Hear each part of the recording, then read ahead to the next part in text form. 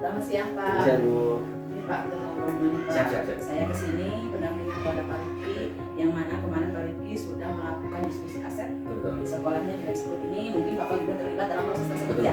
Ada beberapa pertanyaan yang mungkin akan saya sampaikan. Tenang aja Pak, santai. Oh, siap. Ini Pak, setelah Bapak mengikuti diskusi kemarin, bagaimana proses Bapak dalam menemukan atau mengidentifikasi sumber daya yang ada di sekolah? Baik, setelah tahu dari informasi dari Pak Rifki sebelumnya ini juga ternyata peran penting dari setiap aset itu sangat menunjang dalam sukses mewujudkan baik dari kepala sekolah pengguna kemudian aset sumber daya manusia dan sekolah sekolah fasilitas lingkungan itu sangat bersinergi untuk meningkatkan kualitas pendidikan. Tentunya kalau misalnya salah satu itu akan kurang, kualitas pendidikan sekolah pun akan menurun. Jadi semuanya harus berkesinambungan, kemudian juga saling kontribusi dan juga untuk suatu lingkungan sekolah yang memang benar-benar didukung untuk pendidikan sekolah kita. Atau sekarang mode belajar kita kan belajar kurikulum merdeka. Di merdeka kan itulah dari kepemimpinan, sumber daya manusianya dan juga lingkungannya juga harus mendukung sekolah. Tentunya kalau dari sekolah ini akses sekolah banyak ya Pak ya. Semua menunjang, semua ada. Saya akan tanyakan apa saja atau ada kendala di dalam mengidentifikasikan sumber daya sekolah dari sekolah ini. Kendalanya apa saja? Untuk kendalanya sebenarnya pasti setiap sekolah pasti punya kendala kekurangan dan lain-lain, meskipun sekolah ini memiliki segala sesuatu yang memang sudah ada dari sarana-prasarana, kualitas manusianya yang sudah terpilih. Tapi kan ada beberapa mungkin sedikit miskomunikasi atau misintegrasi itu yang belum sesuai dengan harapan kita semua untuk menjadikan sekolah itu benar-benar ideal untuk sekolah anak-anak. Ada kan integrasi tersebut pasti ada tapi terutama sama ada sama juga bisa ada juga hanya seperti itu saja. Beberapa tidak mudah tapi ke depan pasti dari apa yang kita lakukan itu menjadi laporan bagi aset tersebut dan kemudian juga bermanfaat. Kendalanya itu ada belum ya.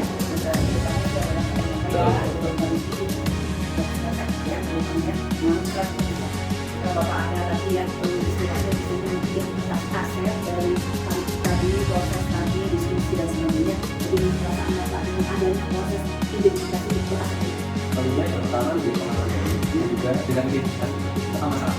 Yang pertama, karena dengan mengidentifikasi kita tahu masalah dan kita pasti akan berdiskusi untuk mencari solusi. Solusi itu untuk menjadikan kita menjadi sekolah yang lebih baik lagi, untuk meningkatkan kualitas kami, terutama kami kan sekolah swasta yang memang harus selalu meningkatkan kualitas. Berarti perasaannya lebih meningkatkan iya, ya, tertantang ya perasaannya berarti. Nah selanjutnya Pak, apa pertimbangan Bapak dalam menentukan sumber daya sekolah? Pertimbangannya itu seperti apa itu? Yang ini Bu ya, misalnya pertimbangan menentukan asetnya, itu pertimbangannya tentunya pertimbangan khusus nanti ke depan bakal aset tersebut bakalan tergunakan secara maksimal atau tidak gitu kan. Kemudian secara menyeluruh atau tidak, apa hanya sebentar saja aset tersebut, itu menjadi pertimbangan juga dari pengadaan dari kami seperti itu. Juga ada hubungannya mungkin dengan pertimbangan tadi. Pertanyaan terakhir saya nih, apakah terdapat hal yang dapat dijadikan sumber daya sekolah yang belum ditemukan dalam proses yang sudah berlangsung?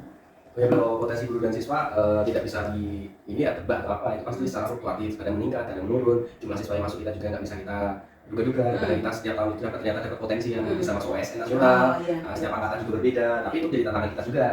Bagaimana dengan berbagai jenis aset manusia, anak siswanya, gurunya, untuk anak kita, untuk meningkatkan kualitas kita sebagai guru, untuk bisa mendidik mereka, misalnya dengan target-target kita ingin menggunakan lomba, dan anaknya tentunya dengan beberapa keberagaman tadi, ada yang mungkin udah basic, udah pintar matematika dan IPA, kita kan sebagai guru harus meningkatkan itu untuk mendorong anak untuk kompetisi itu. Iya betul. Itu berarti hal atau aset yang belum ditemukan sudah ada ya Pak dari proses kemarin diskusi ya, muncul ya. Yang belum ditemukan justru jadi ditemukan. Ya, betul. Bapak mungkin bincang-bincang kita cukupkan sekian. Bapak namanya tadi siapa lupa? Saya Pak Bowo. Pak Bowo, terima kasih sudah membantu saya dalam pendampingan ke-6 ini untuk Pak Rifki di high school ini. Terima kasih. Sama-sama Bunda, semoga lancar-lancar semuanya. Pak Rifki, tadi kita udah bincang-bincang ya. Ini terakhir sesi kita akhir nih Pak Rifki, kita di pendampingan 6 ini, mungkin saya juga pendampingan terakhir nih Pak Rifki ya. Kita akan mempersiapkan panen raya atau di Loka 7 ini ya. Nah ini saya pengen tahu dulu ya, bagaimana kelengkapan apa saja yang akan Pak Rifki tampilkan di panen raya. Oke Bu, ya jadi sesuai dengan program kemarin, saya kan programnya adalah Selasi ya Bu, nah Selasa literasi asyik dan bahagia. Nah kebetulan di sini saya sudah mempersiapkan dari program itu hasil karyanya di sini kita punya karya buku dari anak-anak dari hasil mereka berliterasi. Nah sebenarnya ini programnya sudah ada tapi ini dikembangkan bagaimana nanti di semester berikutnya bisa lebih bermanfaat dengan masukan-masukan dari teman-teman. Kebetulan ini yang nanti akan ditampilkan di Loka Karya ke-7 di Panen Raya, dan ini menjadi program yang salah satu program unggulan yang kita akan tampilkan. Nah itu juga ada ini juga di buku, ini ada teh. Nah ini hasil literasi mereka ya, literasi mereka juga bagaimana mengolah sebuah teh dengan bahan baku. Kalau kita kan tahunya bir peletok ya Bu. Nah ini bahan bakunya misalnya secang.